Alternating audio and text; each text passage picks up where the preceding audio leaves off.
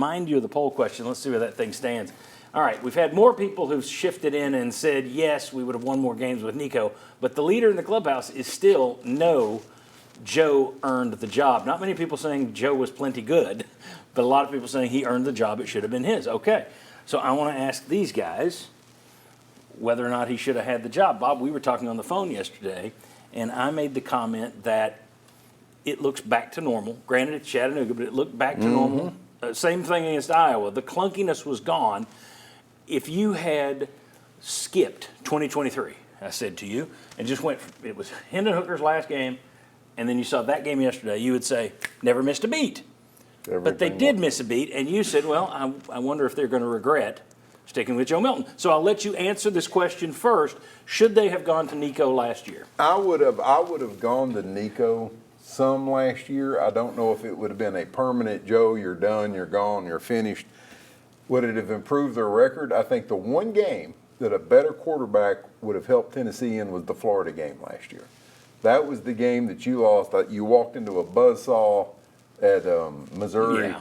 You know, Alabama, maybe in the second half, somebody a little bit better helps you, but Alabama really got it cranking, this and that. So he might improve you a little bit. But then I also think to the experience, you know, when you go to Charlotte next week and then you go to Oklahoma in 2 weeks after that, he would have already done that. It's not going to be a big new thing. So, yeah, I think you would have been better off playing Nico. I don't know if that meant bench Joe and he doesn't play anymore. But just play him But more. you should have played him. Okay. Former quarterback filling in. It's challenging because Nico's an exceptional talent. He's an exceptional talent. But the speed of high school to the SEC is totally different. It's totally different. It's night and day. There's no way in the world any high school state championship could even replicate the speed of the game in the SEC. Joe had a lot of drops last year. I mean, we expected a breakout season from Ramel Keaton, who made the Raiders team this year, but he had a lot of drops. And sometimes as a young quarterback, they can take away from your rhythm in the game. And Nico had a lot of rhythm yesterday. And so I'm excited for the future, but I still say Joe playing last year was the right thing to do. John, lock me in for a maybe on this one. No. Cavaliers is over there. You can't Cavaliers in that. So I'm going to say no for a few reasons. The one game that I would point to is if you're trying to figure out does it change the record, I wonder maybe that Florida game because it was closer. Would have been early in the season, though, for him. Yeah. That's my hesitation. Yeah. Would have been early in the season. You wouldn't have had Cooper Mays for a true freshman quarterback going on the road. Remember, Joe gets hit on a play with pressure through the middle. That still happens, right, with Nico, assuming your plans are the same. Joe hit some balls down the field that were not caught in that game. So I can't say yes to Georgia. I can't say yes to Missouri when they lose by 29 points. So that plus, if you bench a senior who's been the guy during the offseason for a freshman, do you lose the senior? How does that affect the locker room? So I'll say no.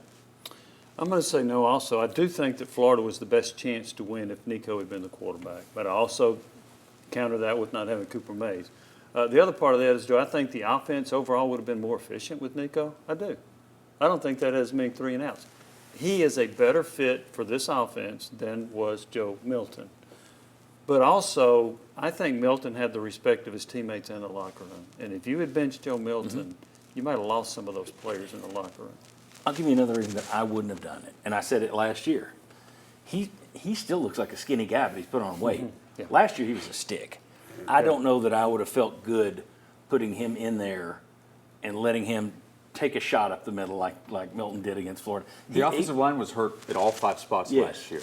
So is that Nico what you stay healthy? I don't know. Do you want to put a little guy back there last year when the quarterback's taking some shots? Well, and I would have played Nico more, okay? Yeah. I think Tennessee was intentional about redshirting him, but who among us thinks that Nico's going to be here to play a redshirt senior season? Right. It was kind of wasted. He's going to be out of here, so I'd have played him more. Yeah, I think if Bob's saying, and I think you are, use him more but don't necessarily make him the starter, I agree with that. Yes. I would just. I would have liked to have seen him in the second quarter and the third quarter of some games when the game still kind of mattered a little bit, just to let him have that experience under his belt, you know, because we'll learn a little bit more next week, and then in 2 weeks in Oklahoma, I think you'll learn a lot then. Yeah, we'll know more then. All right.